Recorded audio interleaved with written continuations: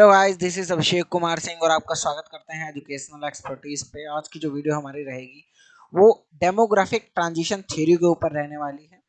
तो इस वीडियो को चलिए शुरू करते हैं जल्दी से जल्दी, और थ्योरी को एंड तक जरूर देखिए क्योंकि पॉपुलेशन ज्योग्राफी की सबसे महत्वपूर्ण जो थ्योरी है वो यही है। जब भी हम डेमोग्राफिक ट्रांजिशन थ्योरी की बात करते हैं तो हमारे मन में सबसे पहले एक सवाल आता है कि ये जो थ्योरी है वो किसने दी थी।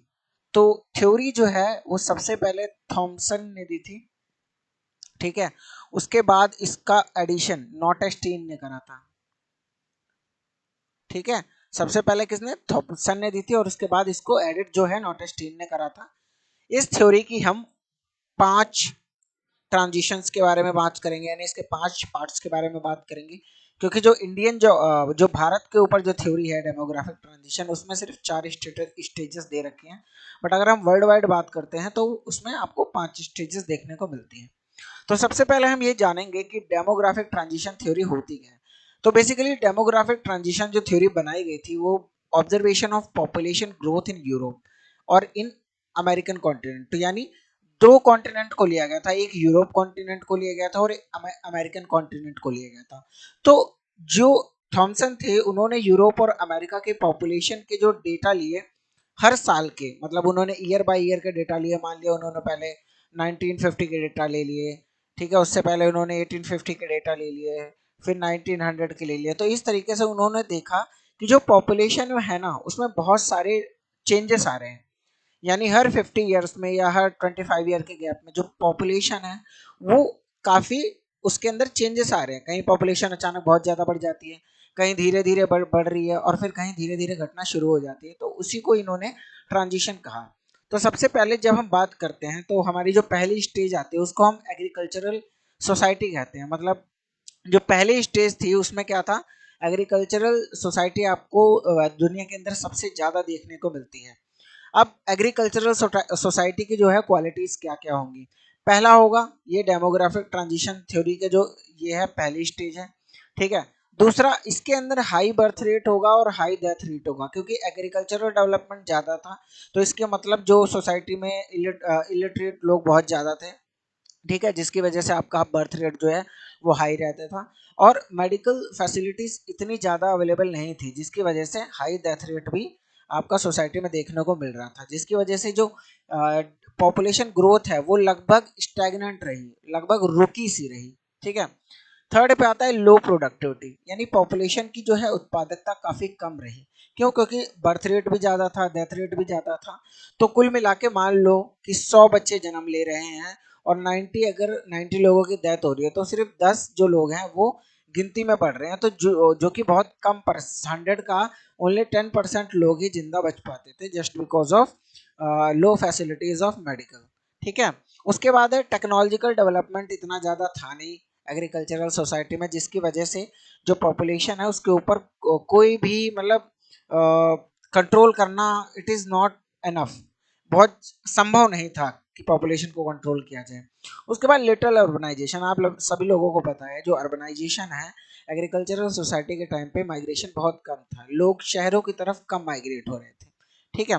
उसके बाद था लोअर लाइफ एक्सपेक्टेंसी। तो सबसे पहले हम जानते हैं लाइफ एक्सपेक्टेंसी क्या होता है। तो लाइफ एक्सपेक्टेंसी रेट वो होता है कि मिनिमम एक व्यक्ति कितने साल जिएगा। तो भारत में अगर देखा जाए तो 64 ईयर्स है जेंट्स की, एंड 74 ईयर्स जो है वो आपकी फीमेल की है। इतनी लाइफ एक्सपेक्टेंसी है, ठीक है। और अगर हाईएस्ट की बात करी जाए तो हाईएस्ट में आपका स्विट्जरलैंड, जापान वगैरह आपको देखने को मिल जाते हैं। तो जनरली जाहिर सी बात है स्टेबल पॉपुलेशन थी। क्यों भाई स्टेबल थी? अभी मैंने आपको बताया कि high death rate, high birth rate भी है और हाई डेथ रेट भी है, तो जिसकी वजह से पॉपुलेशन बढ़ तो रही थी बट उसका रेट बहुत ही ज़्यादा कम था, यानी ग्रोथ जो थी वो काफ़ी ज़्यादा कम थी। लो पॉपुलेशन ग्रोथ स्टेज में आपको देखने को मिल जाती है। तो ये जो पहली स्टेज है वो आज भी बहुत सारी कंट्रीज में, लाइक सोमालिया में, सूडान में, ठीक है। सोमालिया सूडान में जो है आज भी जो ये कंट्रीज है वो आज भी एग्रीकल्चरल सोसाइटी के रूप में समाज के अंदर जीवित हैं। और ऐसा ही नहीं सिर्फ सोमालिया और सूडान की बात करी जा रही है, बेसिकली अफ्रीका के अंदर आपको ये सातों के सातों कैरेक्टरिस्टिक्स देखने को मिल जाती है। यानी 1/2 अफ्रीकन जो कॉन्टिनेंट है वो इसी स्टेज के अंदर आज भी चल रहा है, ठीक है। फिर हम बात करते हैं सेकंड स्टेज की। तो सेकंड स्टेज के अंदर क्या होता है, इंडस्ट्रियलाइजेशन यानी औद्योगिकरण स्टार्ट हो जाता है। हर देश के अंदर फैक्ट्रियों का खुलना, नए नए बिजनेस का खुलना स्टार्ट हो जाता है।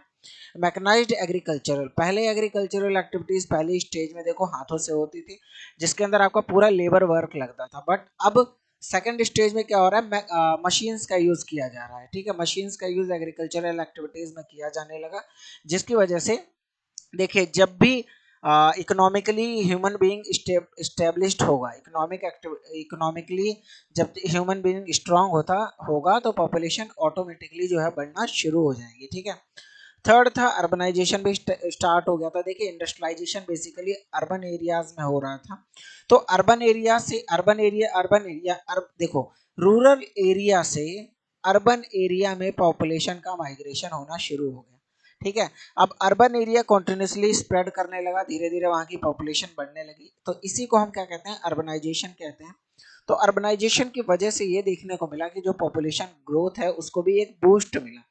ठीक है। तो यहाँ पर बर्थ रेट तो अभी भी हाई है, बट डेथ रेट जो है वो धीरे धीरे कम होना शुरू हो जाता है। अब कम क्यों हो रहा है, उसके पीछे भी बहुत सारे कारण बच्चे जुड़े हुए हैं, जिसमें आपका सबसे पहला आता है गुड हेल्थ। देखिए अर्बन एरियाज में ही आपको अच्छी हेल्थ फैसिलिटीज मिल जाती हैं। उसके बाद है एजुकेशनल जो सिस्टम है, एजुकेशनल इंस्टीट्यूशन जो है आपके, वो भी आपको अर्बन एरिया में देखने को मिल जाते हैं। ठीक है। अब जो इंडिया के अंदर सेकंड स्टेज की बात करें तो बिहार और उत्तर प्रदेश जो है वो सेकंड स्टेज के अंदर आने वाले दो राज्य हैं। ठीक है। चलिए अब हम बात करेंगे थर्ड स्टेज की। ठीक है। तो थर्ड स्टेज के अंदर देखिए बर्थ रेट भी अब डिक्लाइन होना शुरू हो रहा है, यानी बर्थ रेट भी क्या हो रहा है, धीरे धीरे डिक्लाइन गिरना शुरू हो जाता है, और डेथ रेट जो है वो स्टेबल यानी रुक जाता है, जिसकी वजह से पॉपुलेशन, देखिए बर्थ रेट गिर रहा है और डेथ रेट काफी ज्यादा स्टेबल है, जिसकी वजह से पॉपुलेशन जो है वो बढ़ना शुरू हो जाती है। अब अच्छी हेल्थ फैसिलिटीज की वजह से लाइफ एक्सपेक्टेंसी, जो जीवन प्रत्याशा दर है, वो भी क्या हो जाती है, आपकी बढ़ जाती है। पहली पहली दो स्टेजेस के अंदर जो मैरिज थी वो बच्चों 18 साल की उम्र से पहले करवा दी जाती थी, पर अब जो मैरिज की प्रेफरेंस है वो 18 प्लस होने के बाद या 21 प्लस होने के बाद रखी जाने लगी, जिसकी वजह से जो बर्थ रेट है उसको भी एक क्या हो जाता है, उसमें भी आपको एक गैप देखने को मिल जाता है। ठीक है। अब जो लोग हैं वो बड़ी फैमिली को सपोर्ट नहीं करते हैं, क्योंकि पहले क्या होता था, जॉइंट फैमिली होती थी। पहले जो हमारी सोसाइटी में जॉइंट फैमिली होती थी, उसके बाद अर्बनाइजेशन की वजह से ये न्यूक्लियर फैमिली में क्या होने लगे, न्यूक्लियर फैमिली में ये कन्वर्ट होने लगे, जिसकी वजह से जो अधिक बच्चों को जन्म देना, उस तरह की जो चीजें थी वो भी सोसाइटी में धीरे धीरे क्या होने लगी, कम होने लगी। ठीक है। High population increment because of large population base. तो देखिए एक पॉपुलेशन पिरामिड होता है, तो अब हम सबको पता है कि जो हमारा बेस है वहां पर पॉपुलेशन बहुत ज्यादा है। अगर अब हम पॉपुलेशन की ग्रोथ को कम भी कर दें तो ये बेस जो है वो आने वाले कई सालों तक लार्ज पॉपुलेशन को ही हमारे कंट्री के अंदर सपोर्ट करेगा। तो थर्ड स्टेज के अंदर इंडिया के अंदर केरला, तमिलनाडु, पंजाब, हरियाणा जैसे राज्य आपके आते हैं, और ज्यादातर डेवलपिंग कंट्रीज जो हैं वो आपकी थर्ड स्टेज के अंदर आज आ चुकी है। ठीक है। इंडिया भी आपका इसी स्टेज के अंदर आ चुका है। उसके बाद है भाई आपका फोर्थ स्टेज। ठीक है। तो फोर्थ स्टेज में क्या होता है, the decrease in birth rate, यानी बर्थ रेट भी डिक्रीज हो रहा है और डेथ रेट भी डिक्रीज हो रहा है। अब दोनों चीजें जब डिक्रीज होगी तो पॉपुलेशन ग्रोथ क्या हो जाएगी, स्टैग्नेंट हो जाएगी, रुक जाएगी, स्थिर हो जाएगी। अब इसके पीछे कारण क्या थे, देखिए इसके पीछे सबसे पहला कारण है बच्चों की टेक्नोलॉजी बहुत ज्यादा एडवांस हो गई है। ठीक है। और टेक्नोलॉजी एडवांस होने की वजह से आज जो है लोगों के पास अच्छी फैसिलिटीज हैं। अच्छी फैसिलिटीज की वजह से लोग जो है वो अधिक बच्चों को जन्म नहीं देते, क्योंकि उनको समझ में आ गया है कि हमारी सोसाइटी के लिए क्या इंपॉर्टेंट है और क्या इंपॉर्टेंट नहीं है। और इसके बाद जो फोर्थ है वो है कंजर्वेटिव थिंकिंग। देखिए पहले क्या होता था, रूढ़िवादी सोच थी कि ज्यादा से ज्यादा बच्चों को जन्म दो, अगर बच्चे की डेथ हो जाती है तो कम से कम एक या दो बच्चे जो है वो आपके कुल को आगे बढ़ा सकता है। पर आज जो है ऐसी सोच देखने को नहीं मिलती है, क्योंकि सबको पता है आज के टाइम पे हेल्थ फैसिलिटीज इतनी ज़्यादा अच्छी हो गई हैं, जिसकी वजह से हम क्या करते हैं, अपनी हेल्थ को अच्छा रख सकते हैं। और उसके साथ साथ जो हमारी जीवन प्रत्याशा दर है, जो लाइफ एक्सपेक्टेंसी रेट है, वो भी क्या हो गया, अब हाई हो गया, जिसकी वजह से हम कम बच्चों को अब जन्म देते हैं। ये वाली जो स्टेज है वो आपका जापान, वेस्टर्न यूरोपियन कंट्रीज और ऑस्ट्रेलिया में देखने को मिल जाती है। चलिए last and very important stage, ये वो स्टेज है जब बर्थ रेट बिल्कुल ही लो हो जाता है, बिल्कुल ही अपने लोअर पार्ट में आ जाता है और डेथ रेट ऑलमोस्ट जीरो के पास आ जाता है। तो आप सभी को पता है कि यहाँ पर क्या हो जाता है, आपकी पॉपुलेशन जो ग्रोथ रेट है वो बिल्कुल ही स्टैग्नेंट हो जाती है, रुक जाती है, यानी आपकी माइनस में पॉपुलेशन ग्रोथ होती है। अगर माइनस की बात करें तो आपका फ्रांस में देखा जाए, चाइना में देखा जाए, पॉपुलेशन ग्रोथ यहाँ पर नेगेटिव है क्योंकि ये लोग 5th स्टेज के अंदर आ चुके हैं। ठीक है, अब आपको पता है कि माल्थस ने डेमोग्राफिक ट्रांजिशन थ्योरी दी थी और वो काफ़ी ज़्यादा एक्सेप्टेबल थी। ठीक है, दुनिया में काफ़ी ज़्यादा माल्थस की थ्योरी को एक्सेप्ट किया गया था। चलिए अब जरा हम इस डायग्राम को देखते हैं। तो पहली स्टेज में आप देख सकते हैं बर्थ रेट और डेथ रेट दोनों ही जो है काफ़ी हाई रहे। सेकंड स्टेज में देखिए डेथ रेट जो है वो कम होना शुरू हो जाता है पर बर्थ रेट अभी भी हाई है। ठीक है, जिसकी वजह से पॉपुलेशन के बीच में काफ़ी ज़्यादा गैप आ जाता है। थर्ड स्टेज में आप देखेंगे कि पॉपुलेशन धीरे धीरे कम होनी शुरू हो जाती है और डेथ रेट अपने लो लेवल पे आ जाती है, जिसकी वजह से पॉपुलेशन का जो बेस है वो अभी भी बड़ा है, जिसकी वजह से ग्रो जो पॉपुलेशन है वो ज़्यादा है पर ग्रोथ जो है वो कम हो रही है। पर वहीं अगर फिफ्थ और फोर्थ स्टेज की बात करी जाए तो जो है बर्थ रेट और जो डेथ रेट है वो अपने लोअर लेवल पे यानी 20 के आसपास आ जाती है, जिसकी वजह से आपकी 1% के आसपास जो है पॉपुलेशन ग्रोथ रेट देखने को मिल जाती है। ठीक है, अब इस थ्योरी के क्रिटिसिज्म क्या थे, आलोचना किन किन लोगों ने इस थ्योरी की थी। देखिए कभी भी कोई थ्योरी अगर दी जाती है तो उसकी आलोचना बिल्कुल संभव है, क्योंकि किसी भी थ्योरी को पूर्ण रूप से सही बनाना बड़ा ही मुश्किल काम होता है। तो डेमोग्राफिक ट्रांजिशन थ्योरी की हर स्टेज को सीक्वेंस में फॉलो नहीं किया जा सकता। आप देखिए हर कंट्री के अलग अलग रूल होते हैं, तो हर कंट्री में सेम सीक्वेंस पॉसिबल नहीं है। ठीक है, अब आप देख सकते हैं यूएसएसआर के जब 1991 में इसके टुकड़े हुए तो रशिया के अंदर जो है डेथ रेट क्या हो गया, बढ़ना शुरू हो गया, जिसकी वजह से वो लोग जो है वो फर्स्ट स्टेज के अंदर चले गए। ठीक है, उसके बाद वो सेकंड स्टेज के अंदर आ गए, उसके बाद वो आपके थर्ड स्टेज के अंदर आ गए। तो इससे क्या हुआ कि उनकी जो सोशल सिक्योरिटी है वो भी क्या हो गई, कम हो गई, क्योंकि उनकी जो पॉपुलेशन है वो जब यूएसएसआर था तो पॉपुलेशन बहुत ज़्यादा थी, बट जैसे ही उनके भी उस कंट्री के टुकड़े होने शुरू हुए तो रशिया की जो पॉपुलेशन है वो आपकी पहली वाली कैटेगरी में चली जाती है।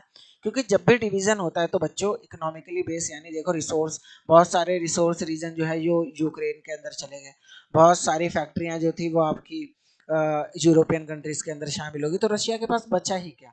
तो रशिया बिल्कुल एग्रीकल्चरल सोसाइटी में क्या हो गया, कन्वर्ट हो गया, जिसकी वजह से हम ये क्रिटिसाइज कर सकते हैं कि रशिया के लिए ये जो थ्योरी रही वो काफ़ी ज़्यादा सही नहीं रही।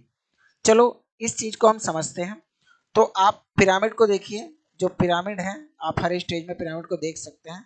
बर्थ रेट भी हाई है फर्स्ट स्टेज में और डेथ रेट भी हाई है, जिसकी वजह से पॉपुलेशन जो है वो स्टेबल है, यानी बढ़ रही है पर काफ़ी स्लो रेट से बढ़ रही है। ठीक है, सेकंड स्टेज की बात करी जाए तो हाई डेथ बर्थ रेट जो है वो काफ़ी ज़्यादा हाई है, बट जो डेथ रेट है वो धीरे धीरे कम होना शुरू हो रहा है, यानी पॉपुलेशन जो है काफ़ी तेज़ी से बढ़ रही है।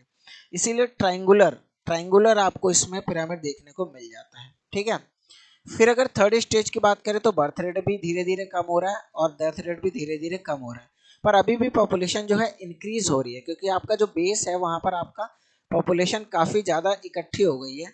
तो उस पॉपुलेशन को आप कैसे कंट्रोल करोगे ना। फोर्थ स्टेज में दोनों ही यानी चाहे डेथ रेट हो या बर्थ रेट हो दोनों ही बिल्कुल कम हो जाती हैं और आपका ये यू शेप का पिरामिड बन जाता है। ठीक है, उसके बाद आप यहाँ देख सकते हैं कि बर्थ रेट जो है वो काफ़ी ज़्यादा कम हो जाती है और डेथ रेट तो अपने लो लेवल पे ही आ जाती है। तो इस वाली स्टेज में जो पॉपुलेशन में बहुत ही कम चेंजेस आपको देखने को मिलते हैं। बेसिकली मोस्ट डेवलप्ड कंट्रीज जो है वो आज इस कंडीशन में आ चुकी हैं, जिसमें आपका यूरोपियन कंट्रीज हो गई, अमेरिकन जो कंट्रीज है उनको इसके अंदर शामिल किया जाता है। सो आई होप गाइज आपको ये जो थ्योरी है वो काफ़ी ज़्यादा समझ में आई होगी, क्योंकि ज्योग्राफी की सबसे इम्पोर्टेंट थ्योरी यही है। सो थैंक यू गाइज, अगर आपने यहाँ तक वीडियो देखी है तो चैनल को सब्सक्राइब करें, वीडियो को लाइक करें, वीडियो को शेयर करें एंड ज़्यादा से ज़्यादा लाइक करने की कोशिश करें एंड कमेंट बॉक्स में कमेंट करके बताएं क्या सही रहा और क्या नहीं रहा, तो हम वीडियो को इम्प्रूवमेंट उस वीडियो को और ज़्यादा इम्प्रूव कर सकते हैं। थैंक यू गाइज, कल मिलते हैं एक नई वीडियो के साथ।